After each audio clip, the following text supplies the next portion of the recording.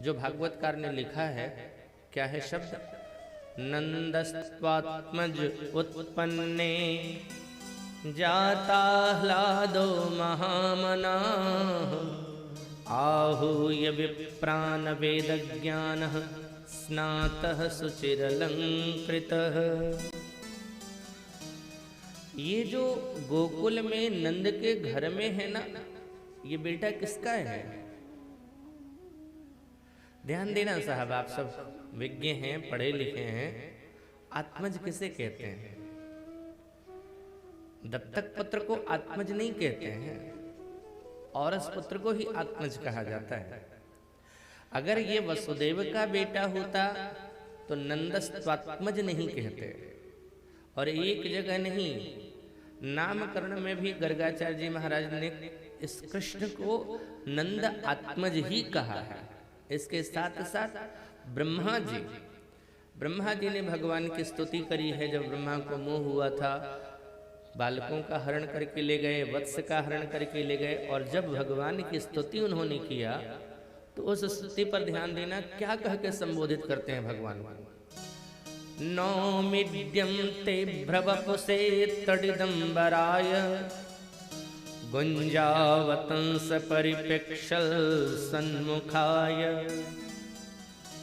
वन्यस्त्रजे कवलवेत्र विषाण वेणु लक्ष्मस्त्रिये मृदुपदे पशुपांगजाय। क्या कह के भगवान को संबोधित करते हैं? पशुपांगजाय, यानी पशु के पालन करने वाले के अंग से जायमान पशुपांगजाय। पशु के पालन करने वाले वसुदेव तो है नहीं, पशु के पालन करने वाले तो नंद बाबा हैं। और यहाँ भी प्रारंभ में ही यही कहा है, नंदस्त्वात्मज उत्पन्ने। नंद का ही बेटा है ये, नंद का अपना बेटा है ये, वसुदेव का बेटा नहीं है ये नंद का बेटा है। आप कहेंगे फिर कथा में आती है वसुदेव जी ने इनको पहुंचाया है, तो ये हम तो ये जानते हैं वसुदेव का लाला है। साहब सही बात है, वसुदेव का लाला मथुरा से आया गोकुल, लेकिन यहाँ यशोदा को भी एक लाला ही पैदा हुआ था। कल कथा में आपने स्मरण किया होगा, श्रवण किया है, जब नंद बाबा स्नान करके चले आ रहे थे, मार्ग में कुछ ब्राह्मण मिले और ब्राह्मणों को जब प्रणाम किया तो ब्राह्मणों ने आशीर्वाद दिया, पुत्रवान भव। नंद बाबा ने कहा, 90 साल की उम्र में बेटा होएगो, थारो दिमाग खराब है क्या? अब ये बताओ, 90 साल की उम्र में मुझे तो बेटा होना नहीं है। तो ब्राह्मणों ने कहा कि बाबा विचार करके जो आशीर्वाद दिया जावे ना, वो आशीर्वाद नहीं होता। अगर भगवान ने मुख से ये शब्द कहला दिया है तो जरूर इसके पीछे कुछ होगा। तो हम क्या करें? बोले आप व्यवस्था करो, हम करेंगे यज्ञ। और यज्ञ किया, यज्ञ के प्रभाव से ही यशोदा मैया को पुत्र होने के लक्षण दिखने लगे। और पुत्र होने के लक्षण दिखे ना, तो अष्टमी की रात्रि में यशोदा मैया ने भी पुत्र को ही जन्म दिया है। वो जो योग माया है, वो जो कन्या है, उसका जन्म नहीं हुआ, वो तो भगवान ने योग माया से कहा वो आ गई। लेकिन यशोदा के गर्भ से पुत्र ने ही जन्म लिया। और जब वसुदेव जी लेकर के आए तो ये दोनों, वसुदेव का लाला और नंद का लाला, दोनों मिलकर के एक हो गए। आप कहोगे ये कैसे संभव है? अब जब 10वें स्कंद में आप पढ़ना, उत्तरार्ध में भगवान के 16,108 रानियां थी। नारद जी के मन में एक बार भाव जगा कि इनकी दिनचर्या कैसी रहती होगी। जिसकी 16,108 पत्नी है, उस बेचारे की हालत तो बड़ी खराब होती होगी। कभी वो पत्नी लड़ती होगी, कभी वो पत्नी लड़ती होगी, कभी वो पत्नी लड़ती होगी, मेरे पास नहीं आते, मेरे पास नहीं आते। तो चल के इनकी दिनचर्या देखिए। तो देखने के लिए गए तो यश नारद जी महाराज जिस भवन में जाते हैं, जिस महल में जाते हैं, ऐसा कोई महल नहीं था जिसमें भगवान नहीं नजर आए। यानी द्वारिका में वो 16,108 रूपों में रह रहे थे। ऐसा कोई महल नहीं था जिसमें नहीं थे। लेकिन क्या जबरदस्त भगवान की सेटिंग रही थी था। देखो महल में हमेशा 24 घंटे नहीं रहते थे, क्योंकि अगर 24 घंटे रहते तो भेद खुल जाता। रानी कहती ना कि यहीं क्यों हूँ, दरबार में क्यों नहीं जाते। तो प्रतिदिन दिनचर्या जो उनकी थी वो महल से 16,108 रूपों में बाहर निकलते थे और बाहर आकर के सब एक हो जाते थे। द्वारका की स्थिति को देखते थे तो एक ही रहते थे, फिर जब महलों में आते थे तो फिर से 16,108 हो जाते थे। साहब कृष्ण को जब हम भगवान के रूप में स्वीकार करेंगे तो उनके लिए 16,108 रूप में होना, फिर से एक होना, ये कोई बहुत बड़ी बात नहीं है। उनके तो असंख्य अवतार हैं, असंख्य रूप हैं उनके। वो तो हमारे आपके जैसे मानव नहीं है ना कि एक रूप में बंधे हुए रह गए। आज भी भक्तों की भावना यही है कि जो वृंदावन से छोड़ करके मथुरा गया वो नंद का लाला नहीं था, जो वसुदेव का लाला था वो निकल के गया। मधुसूदन पाद स्वामी जी कहते हैं वृंदावनम परित्यज्य पादम एक न गच्छति। वो जो नंद का लाला है वृंदावन को छोड़ करके एक कदम आगे बाहर नहीं निकालता। मधुसूदन पाद स्वामी तो यहां तक कहते हैं कि ऐमन अगर वृंदावन के बाहर, वृंदावन के बाहर अगर कन्हैया भी खड़े होकर के कहे कि आज आजा मैं यहाँ हूँ मेरा दर्शन कर ले, तो समझ जाना कि वो असली भगवान नहीं है, असली नंद नंदन नहीं है, नकली नंद नंदन है। क्योंकि असली नंद नंदन, असली कृष्ण जो है ना वो वृंदावन को छोड़ करके आगे जाता ही नहीं है। इसलिए यहाँ पर नंदस्त्वात्मज उत्पन्ने जाता ह्लादो महामनाः आहूय विप्रान वेद ज्ञान स्नातः सुचिरलंकृतः। गोपियों ने जैसे ही सुना है तो सब दौड़ पड़ी। सुखदेव जी महाराज नंदोत्सव की चर्चा करते हुए कहते हैं गोप्यः सुमृष्ट मणिकुंडल निष्क कंठया चित्रांबरा पथि शिखा च्युत माल्य वर्षा नंदालयम सबलयां व्रजतिर्विरेरुज व्यालोल कुंडल पयोधर हार शोभा।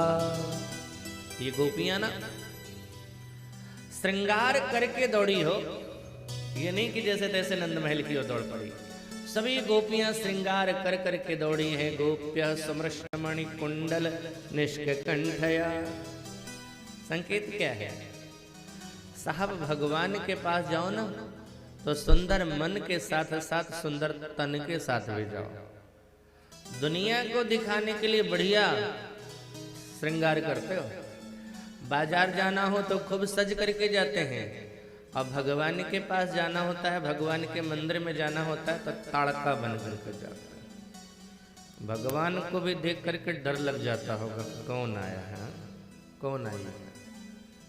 अब भगवान विश्वनाथ के दरबार में कई लोगों को मैंने देखा है कि शंकर जी पर जल चढ़ाने के लिए जाएंगे ना तो एकदम जैसे तैसे एक कपड़ा पहन करके वैसे लगेगा विश्वनाथ को पता नहीं कौन सा अनाथ आ गया है।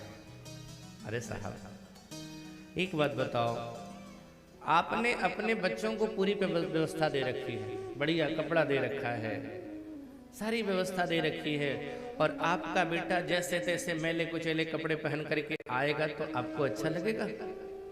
लगेगा ना आपको कि कपड़े दिए थे तो क्या किया, मेरे सामने ऐसे क्यों आ गया? तो हम दुनिया को दिखाने के लिए नहीं श्रृंगार करें। अगर श्रृंगार करना है तो भगवान के लिए श्रृंगार करना है। गोपियां जो दौड़ी ना, गोप्यः समृष्टमणि कुंडल निष्क कंठया शत्रांबरा पथि शिखा चितमाल्य वर्षा। जब बेड़ियां अपने बालों में गुथ करके गोपियां चली जा रही थी दौड़ती हुई नंद भवन की ओर, तो बालों में जो बेड़ियां लगी थी वो टूट करके गिर रहे थे नीचे। किसी ने उन पुष्पों से पूछा क्यों नीचे गिर रहे हो? ये गोपियां कृष्ण का दर्शन करने के लिए जा रही हैं। इनके साथ जाती तो सहजता से ही तुम्हें परमात्मा का दर्शन प्राप्त हो जाता। बड़े बड़े अमलात्मा विमलात्मा जिनका दर्शन करने के लिए लालायित रहते हैं, अनायास ही तुम्हें वो दर्शन सुलभ हो जाता। क्यों गिर गए? उन पुष्पों ने कहा हमारी इतनी औकात नहीं, हमारी इतनी क्षमता नहीं कि जो भगवान का दर्शन करने जाएं उनके सिर पर हम चढ़ करके जाएं। हम तो बस उनके कदमों के नीचे आ जाएंगे, वो हमारे ऊपर पैर रख देंगे, उसी में हमारा जीवन धन्य हो जाएगा। सुखदेव जी कहते राजन देखो, गोपियों ने श्रृंगार किया है, बालों में बेड़ियां लगाई हैं, आंखों में काजल लगाया है, लालिमा लगाई है, कंठ में हार पहन रखा है, पैरों में बड़े सुंदर तरीके से महावर लगे हुए हैं, मेहंदी लगी हुई है। अच्छा बताओ तो ये कथा कौन कह रहे हैं? सुखदेव जी। वो सुखदेव कथा कह रहे हैं जिन्हें स्त्री क्या है पुरुष क्या है इसका ज्ञान नहीं है। ज्ञानी है ना, स्त्री पुरुष का भेद भी उन्हें पता नहीं है। चर्चा आती है कि एक बार ज्ञानी जनक के पास श्री नारद जी महाराज और श्री सुखदेव जी महाराज दोनों ज्ञान अर्जित करने के लिए गए। तो जनक जी को जब पता चला तो थोड़े चिंतित दिखे। तो रानी सुनैना ने पूछा कि आप चिंतित क्यों हो? बोले दो दो ज्ञानी आए हैं मुझसे ज्ञान अर्जित करने के लिए, लेकिन मैं पहले इनको जानना चाहता हूं कि कौन ज्ञानी है या कौन नहीं है, और है तो कच्चा है या पक्का है, कौन पक्का है कौन कच्चा है, समझ में नहीं आ रहा। सुनैना जी बोली वो मैं कर देती हूँ, अभी निर्णय कर देती हूँ कौन कच्चा है कौन पक्का है। अच्छा, जहां पर बिठाया था ना उस आसन पर सिर्फ दो लोग, उस सिंहासन पर दो लोगों की बैठने की ही जगह थी, और सुखदेव जी और नारद जी दोनों बैठे थे। सुनैना मैया ने श्रृंगार किया और श्रृंगार करके दोनों महात्माओं के बीच में जाकर के बैठ गए।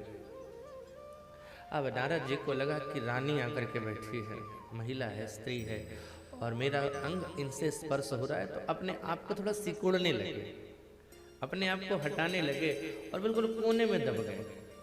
लेकिन सुखदेव जी जैसे बैठे थे ना वैसे ही बैठे रह गए, इन पर कोई फर्क नहीं पड़ा, कोई अंतर नहीं आया। थोड़ी देर मैया सुनैना बैठी, उठ गई और राजा जनक जी से जाकर के बोली नारद कच्चा है, सुखदेव पक्का। क्योंकि नारद के मन में अभी भी है कि ये स्त्री है ये पुरुष है। अगर कोई ज्ञानी रहता है तो ईशावास्यमिदं सर्वम्, उसके हृदय में तो निज प्रभु में देखा ही जगत तक, उसी आराम में सब जग जानी का भाव रखता है, तो उसके लिए तो सब जगह ब्रह्म है, सब में ब्रह्म है, तो उसको हम में भी ब्रह्म दिखना चाहिए था ना। लेकिन नारद के मन में आया कि मैं एक स्त्री हूं और मैं एक महात्मा से चिपक करके बैठी हूं, तो वो महात्मा अपने आप को अलग करने लगा। तो अपने आप को उसने एक पुरुष माना और मुझे एक स्त्री माना, इसलिए कच्चा है। और सुखदेव पर कोई अंतर नहीं पड़ा है, एकदम पक्का है। तो ऐसा ज्ञानी कथा कह रहे हैं सुखदेव परीक्षित को, और क्या कहते हैं, वो जो गोपियां दौड़ करके चली हैं परीक्षित, उनके पैरों के महावर बड़े सुंदर हैं और इनके पैर बड़े अच्छे लग रहे हैं। किसी ने शुक्राचार्य से कहा प्रभु महात्मन देखना है तो इन गवारियों के पैर को देख रहे हो, और देखा ही नहीं बल्कि कह दिया कि इनके पैर बड़े सुंदर हैं। इन गवारियों के पैरों में ऐसी क्या विशेषता है जो आप कह रहे हो कि इनके पैर बहुत सुंदर हैं, और क्यों देखा आपने? सुखदेव जी ने कहा मैंने इसलिए देखा है कि यही चरण देखने योग्य हैं, यही चरण देखने लायक हैं। विशेषता क्या है? सुंदर है? बोले हैं तो बहुत सुंदर। कैसे? बोले ये चरण जा कहाँ रहे हैं? अगर ये पैर दुनिया की ओर चल करके जाते, दुनिया की भीड़ में जाते, संसार की तरफ दौड़ते, संसार के लोगों के प्रति दौड़ते, या संसार के आकर्षण के लिए दौड़ते, संसार के भौतिक पदार्थों को लूटने के लिए दौड़ते, तो इन चरणों से बदसूरत कोई चरण हो नहीं सकता था। लेकिन ये चरण भगवान की ओर चले हैं, और जो चरण भगवान की ओर जाते हैं वही चरण सुंदर होते हैं, और उन्हीं चरणों की पूजा होती है। देखने में भी चाहे जैसे हो, लेकिन आध्यात्मिक दृष्टिकोण से वो चरण सुंदर हैं जो भगवान से जुड़े हुए। भगवान राम श्री सीता जी वन में थे। एक दिन भगवान ने श्री सीता जी के पैर के बगल में ही अपना पैर रखा और किशोरी जी से बोले सीते सरकार देखना जरा पैरों को, किसके पैर सुंदर हैं, मेरे या तुम्हारे? अब सीता जी को लगा कि इनको क्या हो गया, ये दिखा रहे हैं कि मेरे पैर सुंदर हैं, तुम्हारे पैर सुंदर हैं। लेकिन अगर ठाकुर जी ने सोचा है तो जरूर कुछ विनोद कर रहे हैं। तो किशोरी जी भी मुस्कुरा करके बोली, रहने दीजिए सरकार, कहूँगी तो बुरा लगेगा। भगवान बोले नहीं नहीं, बोलो बोलो बोलो, किसके चरण सुंदर हैं, मेरे या तुम्हारे? किशोरी जी ने कहा, मैं स्त्री हूँ, उसमें भी गौरांग हूँ, गोरी हूँ। आप पुरुष हो, काले हो, उसमें भी आपके पैर में कांटा धंसा हुआ था, उसका भी निशान बना हुआ है। और चले हमारे पैरों की सुंदरता की बराबरी करने के लिए। आपका पैर किसी स्तर में हमारी बराबरी कर ही नहीं सकता। भगवान बोले, ओहो, गोरा हो जाने से कोई पैर सुंदर नहीं हो जाता है। चरणों में कोमलता होनी चाहिए, लालिमा होनी चाहिए। भले ही हमारे चरण श्याम वर्ण के हैं, लेकिन बड़े ही कोमल हैं मेरे चरण। किशोरी जी बोली, ना। अच्छा, राम जी कहें मेरे चरण सुंदर, किशोरी जी कहें मेरे चरण सुंदर, निर्णय कौन करेगा? बोले तीसरा कोई आएगा। लक्ष्मण भैया आए। भगवान ने लक्ष्मण जी से कहा, लक्ष्मण देख और बता किसके चरण सुंदर है, मेरे या सीता के? अब लक्ष्मण भैया चक्कर में पड़ गए। अगर कहता हूं राम जी के चरण सुंदर हैं तो भाभी जी को बुरा लगेगा, और भाभी मां के चरण सुंदर हैं ऐसा कह देता हूं तो राम जी को बुरा लग जाएगा। चुप रह गए। भगवान ने कहा, बोल लक्ष्मण, किसके चरण सुंदर है? लक्ष्मण जी भगवान के चरण श्री सीता जी के चरणों के पास पहुंचे। राम जी के चरण को स्पर्श किया, किशोरी जी का चरण यहाँ था, और राम जी के चरण को स्पर्श करके बोले, सरकार ये चरण से ये चरण सुंदर है। बोले राम जी के चरण को छुआ, फिर किशोरी जी के चरण को छूत करके बोलते हैं, सरकार ये चरण से ये चरण सुंदर है। अब इतना सुनते ही किशोरी जी मुस्कुराने लगी। हो गया, मैं पहले से कह रही थी तब माने नहीं, अब भाई ने कह दिया तब तो मानोगे ना। चरण तो मेरे ही सुंदर हैं।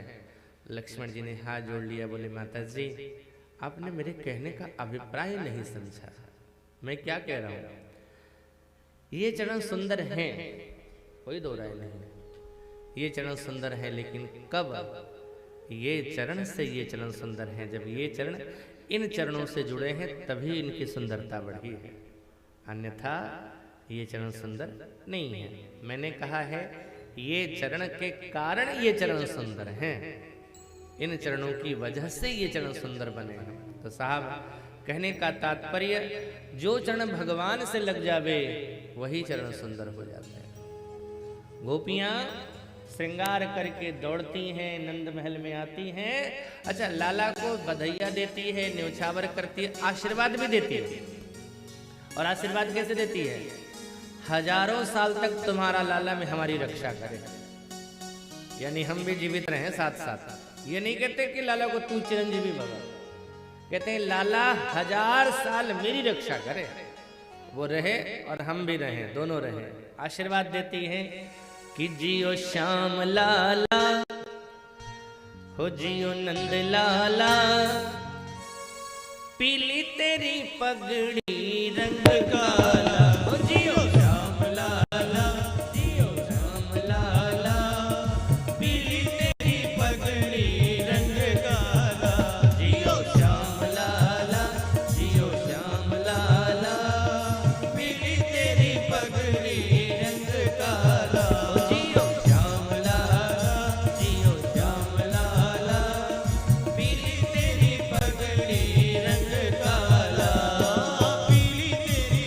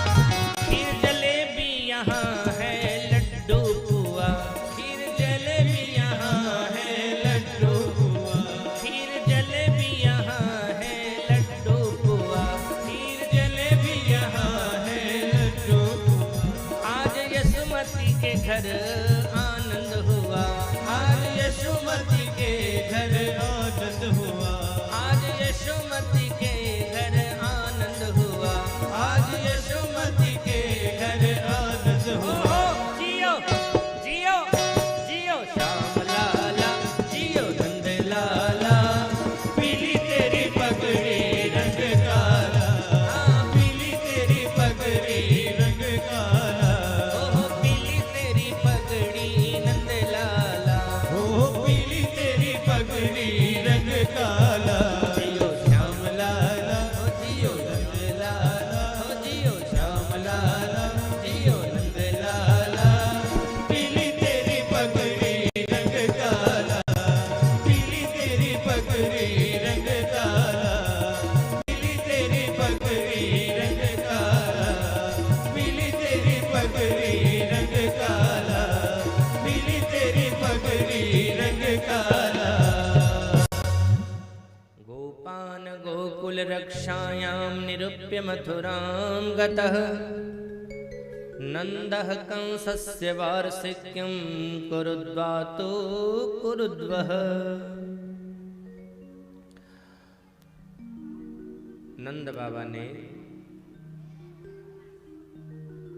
गोकुल वासियों से कहा, भैया लाला के उत्सव में कोई कमी नहीं होनी चाहिए, मैं जा रहा हूँ। महाराज आप कहाँ जा रहे हैं? बोले अगर मैं नहीं यहाँ से गया ना तो उत्सव में कमी हो जाएगी। क्या? अगर मैं नहीं गया तो कंस को वार्षिक कर देने का समय हो रहा है, उसके सिपाही आ जाएंगे, और जब सिपाही यहाँ आएंगे तो ये जो हो रहा है इसमें बाधा डालेंगे। इसलिए आप लोग उत्सव मनाओ, मैं वार्षिक कर दे के आता हूँ। कंस को वार्षिक कर दिया। लौटने से पहले उन्होंने सोचा एक बार वसुदेव से मिल लेते हैं। वसुदेव से गए मिलने के लिए, क्योंकि रोहिणी उनकी पत्नी उनके यहाँ रह रही और एक बेटा तो दाऊ जी इन्हीं के हैं ना। तो कहा महाराज आया हूँ एक समाचार देने के लिए, लेकिन बुरा लग रहा है, आपके 6 बेटों की हत्या इस क्रूर कंस ने कर दी है। लेकिन समाचार एक है, इस बुढ़ापे में भी मुझे एक पुत्र रत्न की प्राप्ति हुई है। वसुदेव जी को लगा मेरे बेटे को ही अपना बेटा कह रहे हैं, कोई बात नहीं। वसुदेव जी ने कहा एक बेटा मेरा तो आपके घर में है ही। बोले हाँ वो है, और इसको भी अपना ही बेटा मानो आप, ये भी आप ही का बेटा है। वसुदेव जी कहे सही कह रहे हो आप, ये भी मेरा ही बेटा है। लेकिन नंद बाबा आप जल्दी जाओ, पता नहीं मुझे क्यों ऐसा अनुभव हो रहा है कि तुम्हारे गोकुल में ना कुछ उत्पात होने वाला है, कुछ बड़ा अमंगल होने वाला है।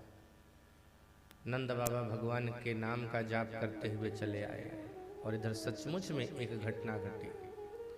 वो जो कन्या हाथ से छूटी थी उसने कहा था, ऐ कंस निरपराध बालकों की हत्या क्यों कर रहा है?